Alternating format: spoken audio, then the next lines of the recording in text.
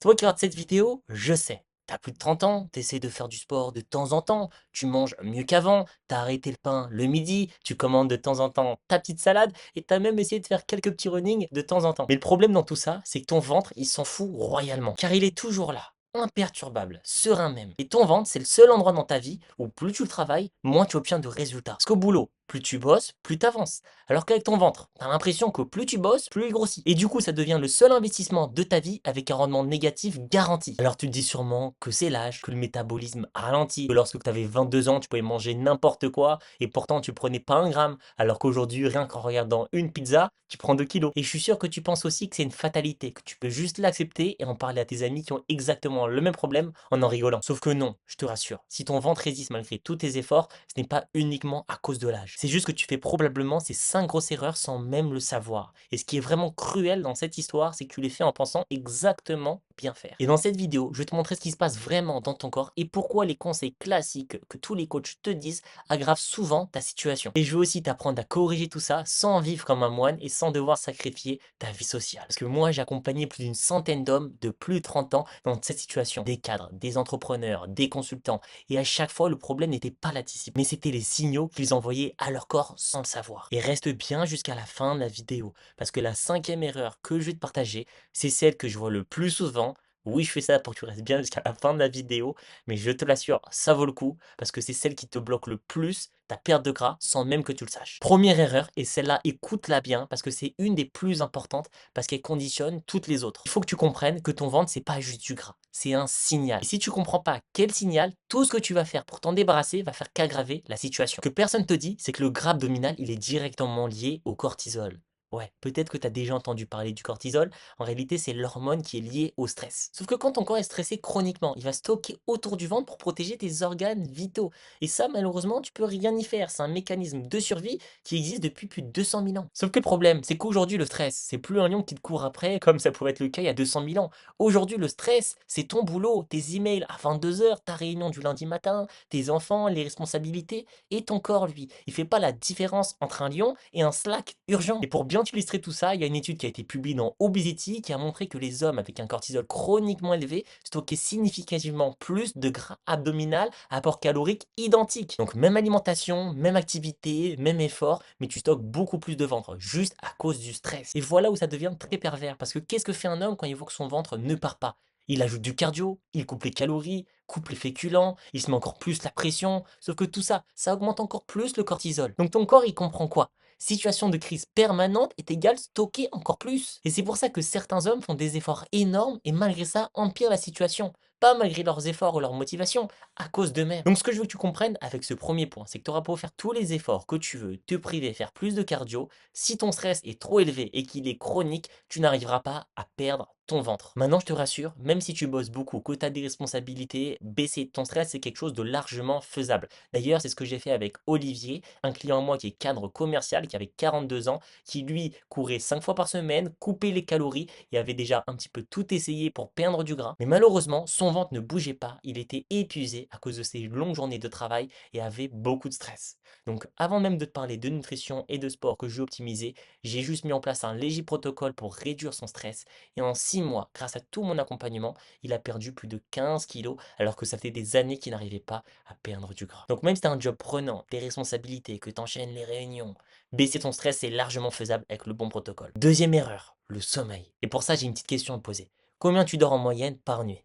Et surtout, est-ce que tu te réveilles fatigué avant même que la journée commence? Parce que si c'est le cas, ce que je vais dire va peut-être t'expliquer beaucoup de choses. Il faut que tu comprennes que le sommeil, c'est pas du repos passif. En réalité, c'est le moment où ton corps se répare, où tes hormones se régulent et où ta sensibilité à l'insuline se restaure. Donc quand tu dors mal ou que tu dors moins de 6 heures par nuit, tout ce mécanisme se dérègle. Et ça se voit directement sur ton ventre. Et pour ça, il y a une étude de l'université de Chicago qui a montré qu'après seulement 4 nuits de sommeil réduit, à environ 4h30 au lieu de 8 heures de sommeil, la sensibilité à l'insuline avait chuté de plus de 16% en seulement 4 nuits. Et là, tu vas peut-être te dire, ok, mais qu'est-ce que je m'en fous de mon insuline? Sauf que le problème, c'est moins tu es sensible à l'insuline, plus tu vas stocker facilement, surtout au niveau du ventre. Et en parallèle, cette étude a montré que le manque de sommeil augmente aussi la gréline, l'hormone de la faim, et diminue diminue la leptine, l'hormone de la satiété. Donc sans t'en rendre compte, tu manges plus, tu stockes plus et tu as moins d'énergie pour t'entraîner. C'est donc le cercle vicieux parfait. Et ça, c'est pas rare, hein. Je vois ça tout le temps. Un client fait tout bien niveau nutrition et sport, mais il va dormir 4 heures par nuit parce qu'il bosse tard, regarde son téléphone et se couche à minuit pour se lever à 5 heures. Et pour la petite anecdote, Jonathan, un client à moi, est venu me voir et ne comprenait pas pourquoi il n'arrivait plus à perdre du gras. Il comptait ses calories, mangeait propre, allait à la salle 4 fois par semaine, s'entraîner dur, et pourtant, son corps et son ventre résistaient. Sauf que ce qu'il ne m'avait pas dit au début, c'est qu'il était très fatigué. Avec son boulot et ses enfants, il dormait 6 heures par nuit et avait vraiment du mal à récupérer. Donc moi, je n'ai pas touché à sa nutrition et à son entraînement parce qu'il était déjà très bien. J'ai juste appliqué un protocole qui lui a permis d'améliorer la qualité de son sommeil. Il n'a pas dormi plus, mais il a dormi mieux. Son corps a donc complètement changé. Son système hormonal a arrêté de se dérégler. Son insuline est redevenue à la normale et il a réussi à perdre son ventre. Donc je sais que dormir plus ou dormir mieux, ça peut être un conseil un petit peu bateau à la Jimmy Mohamed, mais je t'assure qu'avoir un bon sommeil, ça change tout. Que ça soit dans ta perte de gras, mais aussi dans ta productivité et dans ton énergie. Et ça, dans ta vie quotidienne, que ce soit avec ton boulot, tes enfants, ta femme, t'en as vraiment besoin. Et avant de t'expliquer l'erreur numéro 3, j'ai créé un guide détaillé qui te résume précisément. Et avant de t'expliquer l'erreur numéro 3, j'ai créé un guide détaillé qui te résume précisément ces 5 erreurs avec leurs solutions. Et si tu veux l'avoir, tu auras juste à aller sur mon Instagram, Elliot Zako, et m'envoyer directement 30 ans en message privé. Comme ça, je sais que tu viens de cette vidéo et je pourrai t'envoyer tranquillement ce petit guide que tu pourras lire au calme avec ces solutions. Troisième erreur, et ça c'est un sujet que la plupart des gens pensent comprendre et maîtriser, mais en réalité ils comprennent que la moitié. Cette erreur, c'est mal gérer ton insuline. Parce que si tu ne le sais pas, l'insuline, c'est l'hormone que ton pancréas libère quand tu manges. Et son job est très simple, c'est de faire entrer des glucoses dans tes cellules pour l'utiliser comme énergie. Mais ce que très peu de personnes te disent, c'est que c'est aussi une hormone de stockage. Et quand elle est élevée trop longtemps, ton corps stocke. Et quand elle est basse, ton corps peut enfin puiser dans ses réserves. Sauf que malheureusement, après 30 ans, et ça on n'y peut rien, ta sensibilité à l'insuline, elle diminue naturellement. Donc ton corps, il a besoin de produire plus d'insuline pour gérer la même quantité de glucides qu'avant. Plus d'insuline, plus de temps en mode stockage et plus de gras autour du ventre. Malheureusement, c'est un cercle vicieux, parce que plus tu stockes au ventre, moins tu es sensible à l'insuline, et moins tu es sensible, plus tu stockes. Et pour ça, attention aux faux amis. Le jus d'orange vitaminé du matin, pic d'insuline. Les céréales complètes soi-disant saines, pic d'insuline. Les petits biscuits à 16 heures parce que tu as un petit coup de mou, pic d'insuline. Donc tu enchaînes les pics d'insuline toute la journée, ton insuline reste élevée en permanence et tu te demandes pourquoi ton ventre ne bouge pas. Et la solution pour ça, c'est pas de se priver, d'arrêter de vivre, c'est pas ce que je te dis, mais c'est d'intégrer des protéines et des fibres à chaque repas. Ça va te permettre de ralentir l'absorption des glucides et ça modère la réponse insulinique. Et en plus de ça, les fibres et les protéines ont un effet de satiété naturelle, donc elles vont te permettre d'éviter les fringales 2 à 3 heures après avoir mangé, parce que c'est justement ces petites fringales entre les repas qui font que de maintenir ton pic d'insuline élevé en permanence. Donc ce qu'il faut que tu comprennes avec cet axe, c'est que je ne te dis pas de te priver, de t'affamer et de supprimer totalement les glucides. Il ne faut pas que tu manges moins. C'est juste une question de faire en sorte que ton corps soit le moins possible en mode stockage au cours de la journée. Quatrième erreur, et là, je vais pas te faire la morale, en France, on sait. On aime bien le vin, la bière, les apéros, les dîners entre amis. C'est la vie, c'est important. Moi, le premier, j'aime ça. Mais il faut aussi qu'on parle de ce qui se passe vraiment dans ton corps quand tu prends de l'alcool. Pas pour culpabiliser, mais pour que tu fasses des choix éclairés. Quand tu bois de l'alcool, ton foie, il a une priorité absolue. Éliminer l'alcool, car c'est une toxine. Donc il veut s'en débarrasser le plus vite possible. Mais le problème, il est là. Parce que pendant ce temps, tout le reste est mis en pause. La combustion des graisses, la digestion normale, la synthèse protéique, tout s'arrête. Et comme tu l'auras compris, je suis chiant, j'aime bien les études pour t'illustrer mes propos. Donc pour ça, j'ai trouvé une étude dans l'American Journal of Clinical Nutrition qui a montré que l'alcool réduit l'oxydation des graisses de 73% pendant des heures après avoir bu. Donc si tu manges en buvant, et on va pas se cacher, c'est généralement le cas, tout ce que tu manges est stocké encore plus facilement que d'habitude. Et l'effet sur le sommeil que personne mentionne, c'est que l'alcool détruit encore plus la qualité du sommeil profond. Donc oui, quand tu as bu, tu t'endors peut-être beaucoup plus vite, mais tu passes beaucoup moins de temps en récupération réelle. Parce que comme je te l'ai dit précédemment, dormir 7-8 heures, c'est génial, mais si tu dors mal, c'est comme si tu avais dormi 4 à 5 heures. Et si tu as suivi un petit peu tout ce que je t'ai dit, on vient de voir que 4 à 5 heures de sommeil fait sur ton corps et sur ton système hormonal. Sans parler de la testostérone, l'hormone clé de la perte de gras, de la masculinité, de l'énergie. L'alcool va réduire et la baisser de 6 à 10%, même chez les consommateurs modérés. Et combiné au stress chronique, au manque de sommeil, tout ça, ça fait que de s'accumuler et de baisser en continu. Mais attention, je te dis pas d'arrêter totalement l'alcool. Moi-même, j'en consomme et j'ai tourné une vidéo récemment qui en parle. Si tu prends un verre de temps en temps, trois quatre verres le samedi soir avec des amis, ça n'a aucun impact réel. Ton corps va récupérer facilement et tu ne vas pas stocker davantage de gras. Maintenant, si tu commences à boire un ou deux verres tous les soirs, là, ça commence à devenir compliqué pour ton sommeil, pour ton système hormonal et donc pour ta perte de gras. Et pour finir avec la cinquième erreur, je l'ai gardée volontairement pour la fin parce que c'est la plus contre-intuitive et c'est celle que je vois absolument tout le monde faire. La croyance de je veux perdre du gras, alors je dois faire des heures de cardio. C'est logique, non?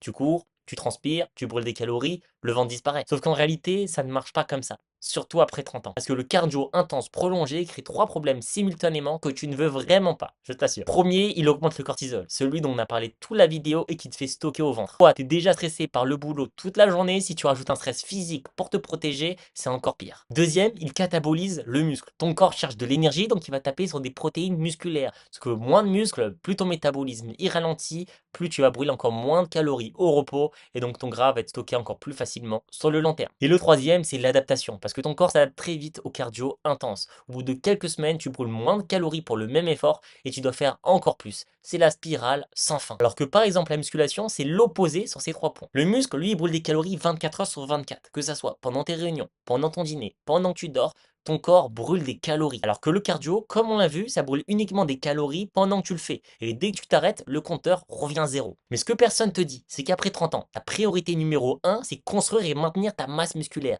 C'est ton assurance anti-vente sur le long terme. Donc pour ça, moi, ce que je te conseille de faire, et ce que j'ai mis en place sur moi et sur tous mes clients, c'est de la musculation 3 fois par semaine, des séances courtes, intenses, bien structurées, avec des exos polyarticulaires, comme le squat, le développé couché, le développé militaire, les pompes, les fentes. Oui, c'est moins spectaculaire que de faire des heures de cardio, des heures de tapis, de courir 1 heure de rentrée essoufflé et tout transpirant, de faire un circuit de 25 minutes, mais c'est 10 fois plus efficace. Et ça, la science l'a prouvé. Et attention, je ne dis pas qu'il faut totalement supprimer le cardio. Le cardio, c'est bien pour augmenter ta dépense énergétique, pour brûler des calories, pour ton cœur. Donc il ne faut pas du tout le bannir. Mais si tu te focuses uniquement sur du cardio et surtout sur du cardio intense, ça ne va que détruire ta perte de gras. En tout cas, j'espère que tu auras aimé cette vidéo où en tout cas, j'espère que tu auras aimé cette vidéo dans laquelle je t'ai présenté les 5 grosses erreurs que je vois chez tous les hommes de plus de 30 ans qui essayent de perdre du gras. Et comme tu l'as vu, il y a beaucoup d'erreurs que l'on peut faire sans même s'en rendre compte. Que ce soit avec le cardio, le cortisol, l'insuline, des termes peut-être dont tu n'as jamais entendu parler. Et encore une fois, si tu veux recevoir tout le guide détaillé qui te résume toutes ces erreurs et avec les solutions, tu auras juste à aller sur mon Instagram. Au passage, tu peux toujours t'abonner si ce n'est pas déjà le cas. Elliot Zako pour regarder tout mon contenu. Tu m'envoies 30 ans et je t'enverrai ce guide détaillé qui te résume tout. Donc merci à toi et on se retrouve à bientôt pour la prochaine vidéo.